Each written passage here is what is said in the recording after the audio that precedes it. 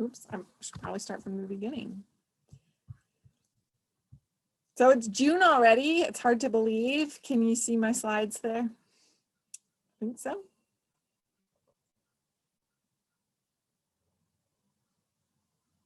I can see them. That is a yes. Thanks, Bryce. So we only have, after today, we have 3 more sessions. So next week, Dr. Baum is going to be talking, and then we are going to have kind of a summer themed defend session with just some tips on how we can take advantage for the next couple months. And then it'll be the final defend wrap up. But today we're very excited to have Bryce Daniels. He'll be talking about self-efficacy and grit, which I'll introduce him in a second. But just a reminder, we still have our personalized coaching sessions with Danielle on Monday, Jamie on Tuesday, and Bryce on Thursday. So still go ahead and call into those. Some great tips, and you can really get some individual advice based on your own situation. The weekly challenge this week is to try one strategy to improve your self-efficacy to help achieve your goals. And you may not know what those strategies are, but hopefully you will after today, after Bryce's presentation.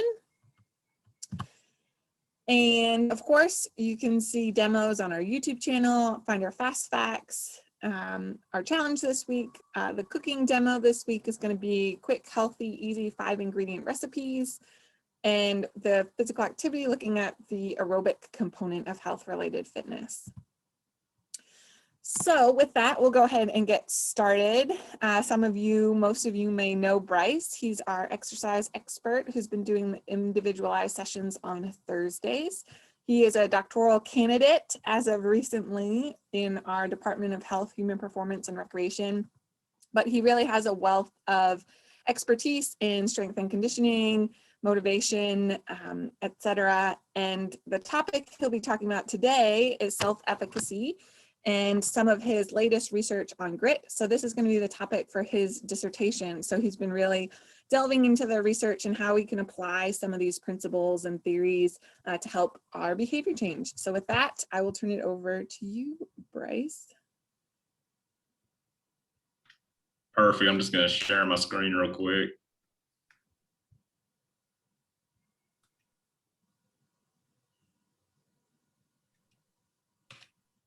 Can everybody see that?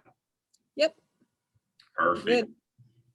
So yeah, today we're going to talk about a foundational building block for behavior performance, which is self-efficacy. So self-efficacy is really just the confidence one has to perform a specific behavior. And I really want to concentrate on that word specific and really just call it one behavior. For example, somebody might have a lot of confidence in being able to brush their teeth, but they might not have a lot of confidence in being able to floss their teeth. So there are 2 behaviors that kind of relate to dental hygiene, but you might be highly self-confident in one and not so much in the other. And so we really want to focus on the confidence one has to perform a behavior. And so when we think about confidence, what goes into being confident about something? And so really, a lot of people gain confidence through knowledge, skills, and personal beliefs. And then also the environment, such as time or resources, can really play into having a sense of accomplishment to be able to perform behavior. So I want to use brushing the teeth again as an example. So let's think about the environment for brushing your teeth. So your environment might consist of, you wake up early, you walk into your bathroom, and you got a full tube of toothpaste, you got a toothbrush, and you have time. And so you're like, okay, I feel pretty confident I can brush my teeth.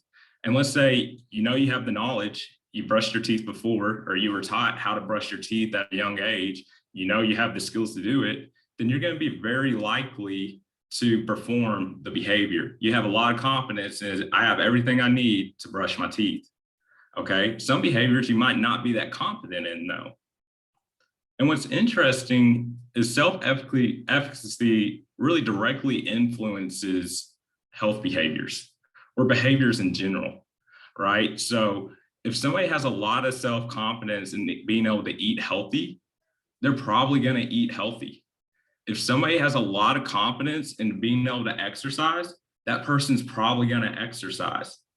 Sometimes though, it's not a perfect relationship, because let's say you have all the you think you have all the resources you need, and we'll go back to brushing teeth. But like, and the night before, you're like, okay, I'm gonna wake up in the morning, brush my teeth, and you get in there, but your tube of toothpaste is empty. So you can still have high self-confidence or high self-efficacy, but you don't really have toothpaste. And so you might not brush your teeth that day because you didn't have any toothpaste. You might have to do it at night or so forth. So it's not a perfect relationship, but for the most part, higher self-efficacy is going to equal higher behavior performance. Okay. And what's really neat about self-efficacy is really defined back in 1977 by a scientist named Bandura. And it was this foundational piece that has actually been added on to other behavior theories. And so if you were here for the talk a couple of weeks ago, Dr. Davis mentioned an array of different individual behavior theories, such as the trans-theoretical model. Well, this self-efficacy piece was so important from what Bandura did. The trans-theoretical model added a self-efficacy piece. So did the reason-action approach, which is another individual behavior. So really having a high sense of confidence in being able to perform a behavior can help us perform the behavior. So now, how do we improve that self-confidence to be able to perform a specific behavior? And so there's really four main pathways we're going to try to hit. And that's going to be mastery experience, vicarious experience, social persuasion, physiologic and affective states. And we're just going to take some time to look at some examples of how to achieve this. So mastery experience, this is really where we get confidence in showing that we can master a behavior. Okay, so success directly influences a perception of a behavior. So we see that we're being successful in a behavior, our confidence in that behavior is going to naturally grow. And so that's why goal setting is very important for us to increase our self-confidence. So again, this was mentioned a couple of weeks back, but now we have SMART C goals, where the S is specific, the M is measurable, the A is attainable, the R is realistic, the T is timely, and then the C is challenging. And so if you think about it, if you accomplish a challenging goal for you, you're naturally going to feel more confident that you can do that behavior and you can keep doing it. And so I really want to focus on objective measures and why those are really important. So here's an example. I know last week we talked about trying to get that 5 servings of fruits and veggies a week. And so one thing that might help us become more confident in being able to do this is literally tracking or logging our servings of fruits and vegetables. So you can see right here, you can literally measure out 1 cup of baby carrots and you could log that. And let's say the first week you tried, you had a goal of, I just want 3 servings of fruits and vegetables throughout the day for the first week. And you literally measure it out and you log it. Okay. And then at the end of the week, you can really see like, oh, I did that. I accomplished the 3 servings of fruits and vegetables a week. I feel more confident. Maybe next week I can move on to 5. And hopefully just having that sense of confidence, you can grow to get to the ultimate behavior you want, which is the 5 servings of fruits and vegetables. Or then you look at maybe another tangible outcome. So you start, eating the 5 servings of fruits and veggies a week, and you're feeling confident about that. And then you also notice, maybe your waist size shrinks. This is another tangible outcome that can give you more confidence that you're doing the behavior you want, that you are eating healthy, and so forth. So that mastery experience is just having tangible outcomes that show that you are indeed mastering the behavior. And so another example will look like is maybe tracking the time you exercise and starting off. So maybe the first week you tried just to walk for 20 minutes a day and you see like, okay, I can walk for 20 minutes a day. I feel more confident in that. Let's move up to 25 next week and so forth. So it's all about just getting that confidence that you can indeed do the behavior. Another pathway we like to use is vicarious experiences. So we're going to be using other people in this. And so typically it's good to have like a role model. For example, with a role model, if you see this picture down here, and I don't know why I'm on a brushing teeth kick or example today, but you know what I am. But you can see the son is mimicking his father to brushing his teeth. He's using that role model to understand like, okay, I can learn how to brush my teeth because my dad is doing it. And therefore I feel more confident that I can brush my teeth. Or if you look over here, we can also use peer support. So we have some friends that went and hiked up a mountain, and you can kind of see that she's a little bit further back and she kind of made it to the top of the tough part. And she might've got confidence knowing that, hey, my friend made it to the top. I feel like I can make it to the top. Okay, that's going to keep me going. And then, okay, if she made it to the top, that kind of gives me confidence because she might be competitive and like, there's no way she's better than me. And so just using that self-confidence or using that peer support. And then also you can use your role model to overcome barriers. For example, let's say the kid is trying to brush his teeth by himself, but he's like, I don't have any toothpaste. So he goes to his dad and he's like, hey, I'm trying to brush my teeth. I don't have any toothpaste. Can you help me? And the role model can also help with that, right? Or in this situation, the peer support's helping the lady get up the mountain. And so vicarious experience is also a great way to increase self-efficacy or that self-confidence. And then we also have social persuasion or also verbal persuasion. And so I'm not sure, maybe y'all have heard of this or not, but there's these things called the love languages. And there's 5 love languages, and mainly there's one called words of affirmation. Okay, and the words of affirmation are just for all the egocentrical people that love to hear good stuff about themselves. I'm kidding. But for the most part, it is all about reaffirming that you are doing the behavior correctly, right? And so we have this situation right here where we have a tennis coach coaching up a young athlete, right? And it looks like they're working on the backhand. And so the tennis coach is probably giving them a critique, right? And so the tennis player's trying to work on the backhand, and he might be telling her, you really got to finish through the backhand. Okay, you didn't finish great through the backhand on that first rep. And maybe it's that cue to her that's like, okay, I'm going to finish through. And so she finishes the backhand and then she gets it, right? The coach says, hey, way to finish through that backhand. That can give her confidence now in a match to say, oh, I'm going to finish all the way through a backhand, right? She can perform the specific behavior. Or maybe you're talking to a dietitian and you've been trying to eat healthy and you've been logging your stuff and y'all just go over what you ate the past month. Maybe the dietitian affirming or saying like, hey, you did a really good job eating your 5 servings of fruits and vegetables. That can give the person confidence like, oh yeah, I can do this. I do have high self-efficacy when it comes to healthy eating. And then kind of going back a couple months ago, but we had somebody speak on self-talk. And maybe through theory, self-talk is a good strategy to increase self-efficacy because you are being positive to yourself, where you are reaffirming that you have confidence in performing a behavior. A Chinese philosopher once said, he who says he can and he who says he cannot are both usually right. So telling ourselves that we can perform the behavior, that we do have the confidence to do it, or getting good critique or positive feedback can indeed give us more confidence to perform the behaviors that we want. And then we have physiologic and affective states. And this is really just kind of like fancy words to say, how do you feel physically, mentally, and emotionally before and after the behavior? Okay, and so this is where we really need to reflect on ourselves as people. Okay, so I'll give you an example real quick. So you have this person down here who looks like, he might be 16 and he's learning how to drive for the first time. Okay, and you can kind of see, he got his hands on the wheels. He's got 10 to 2. You can see in his face a little nervous, maybe palms sweating. He has little knots in his stomach. And the first time he's driving, he's not real confident, right? But as time goes on, as he drives more and he grows more confidently, his body language can completely change, right? And his body language, and even like, he's probably not sweating every time. He looks very relaxed here. And you can probably relate to your own growth when you were 16 about how you became more confident behind the wheel. And so just recognizing maybe how you feel before a group fitness class. Maybe before the class, you are nervous, anxious, you feel a tight stomach, palms sweating a little bit, and then you get in the class and you're working with peers and so forth. And then after the class, you feel really good, right? And just recognizing that those body changes, that physical, mental emotions can really help us become more confident. That class wasn't that bad. I feel confident. I feel like I can continue to go to this exercise class. And then lastly, everything I've kind of been talking so forth so far with self-efficacy has kind of been pretty, not a lot of time. For example, these have been short-term behaviors for the most part. And there's this new construct now called grit.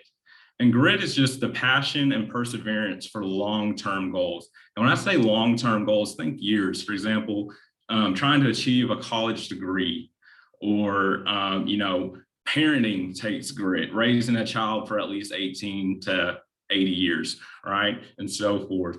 And so that passion and perseverance for long-term goals, that's what we call grit. And there's two main components to grit.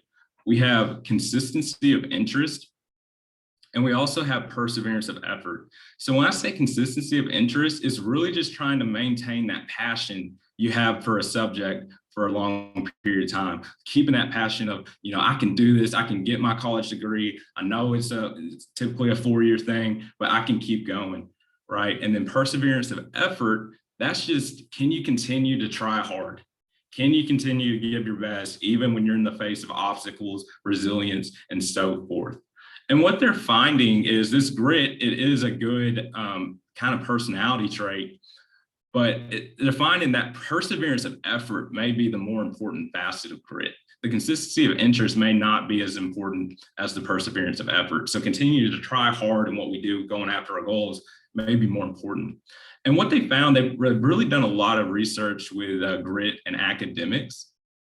And they found that really, when a student's grit increases, that's going to naturally increase their self-efficacy.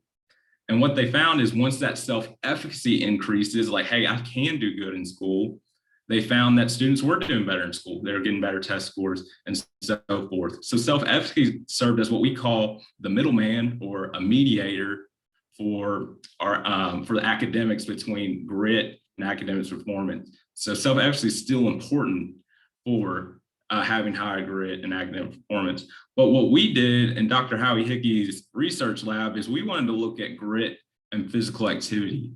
And so I know I threw up a lot of numbers at you, and trust me, I'm going to walk us through it step by step, and I'll make sure that everybody can understand what we're saying. And so if you look at the first column, it says total met minutes per week. And what I want you to think about this is just the total physical activity you did in 1 week. Whether it was moderate intensity, vigorous, whether you were just walking, this is all the amount of physical activity you did this week. And we basically had a grit scale that was scaled 1 to 5. So 5 being a higher grit score, 1 being a less high grit score. So basically for every 1 point on that grit scale, so a 1 point increase on the grit scale, participants increased their overall physical activity. For every 1 point on the consistency of interest scale, participants had an increase of their total physical activity. And then for the perseverance of effort, people that had higher perseverance effort scores had higher total physical activity as well. And so what's also kind of interesting is, though, again, that perseverance of effort was a better predictor of the total physical activity than the consistency of interest. And so if we kind of remember what vigorous physical activity is, so vigorous physical activity, that's when we're exercising and we're not really able to hold a conversation well with people at all. Our heart rate's going, we're breathing heavy, we're working pretty hard. And if you can see right here, grit, as our grit score got higher, as our consistency of interest score got higher, and as our perseverance of effort scores were higher, that means the vigorous physical activity people were doing was higher. But then once you get down to the moderate and walking, you can notice the consistency of interest. Those scores didn't really impact the moderate physical activity, the activity where you can hold a conversation with somebody, where you're cycling and you can still hold a conversation, or when you're walking and you can still hold a conversation with somebody, right? And so we're finding that perseverance of effort is probably more important than consistency of interest when we're looking at these different levels of physical activity. Now, I do want to say, with the research we have right now, is really, we don't know what comes first. It's kind of like the chicken or the egg argument. We don't know if participants, if they increase their total physical activity, does that increase their grit? Or if somebody increases their grit, will that increase their moderate or vigorous or total physical activity. So we're still trying to figure out kind of that cause and effect relationship. We don't know yet, but it is kind of interesting to know that these are related. These variables are related, which again tie into self-efficacy and give us more confidence maybe to do physical activity over the longer term and so forth. And so that's really all I got today. I'll take any questions or anything like that, and be confident in yourself, you know, and hopefully we find some good ways to increase our confidence when we're doing behaviors. Thanks, Bryce. That was some good, tangible ways on how we can try and increase our self-efficacy, which is the challenge for this week. So real quick, Bryce, you want to just go through those 4 again as a reminder of what they are, and we can think about maybe how we'll try those next week? Yeah, so for mastery experience, let's really try to come up with goals with tangible outcomes. So if it's, if you really want to increase the amounts of fruits and vegetables that you're eating, like let's literally measure it out at each meal and let's log that. Okay. Or if you really want to log, maybe you're trying to work on your hydration. Well, we need to start tracking, how much water are you drinking a day? And let's write that down. There's an old adage that I've heard is what gets measured gets changed, right? When you can see the numbers and you're forced to write it down, you can really feel more control to change it. And so that's the mastery experience. That's really goal setting. Again, just having those tangible outcomes. And then for the vicarious is maybe having a role model. So if somebody's really good at the behavior that you want to achieve, talk to them, ask them how they're doing it, what's working for them. And maybe even if you have a barrier that comes up, again, you can figure out with them, problem solve with them, like, were you faced with this barrier and how to overcome it? And that can look like a role model or just peer support. And then for the social persuasion is really just getting maybe a critique on the behavior and getting positive feedback. If you get a lot of negative feedback, just keep holding on to the rope, keep trying until we can increase, but really just getting that affirmation too, that when you are doing a good job, that can really increase your self-confidence. And also the positive self-talk, really, having confidence and telling yourself like, no, I can do this, can be powerful. And then for the physiological is really just reflecting, how do you feel physically, mentally, and emotionally before the behavior? How do you feel after it? And again, really just kind of tracking this as we continue to do the behavior to become more confident. And so those are the 4 main ways.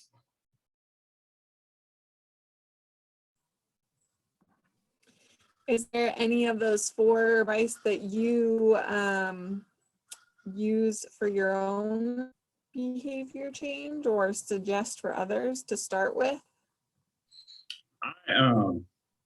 My main 2 I really enjoy is role modeling. And then, naturally being a student, I really do look up to my professors and I'm constantly in their ear. Well, how would you do this? How would you do that?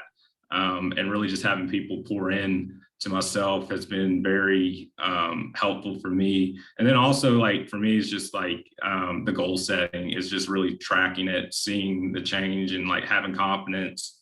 Or, it's like when you take a class or if you do something like and you have success, it's really just like embracing that success and just seeing that change. So really goal setting and then the role modeling of peer support. That's what probably the two main ones I'd start with.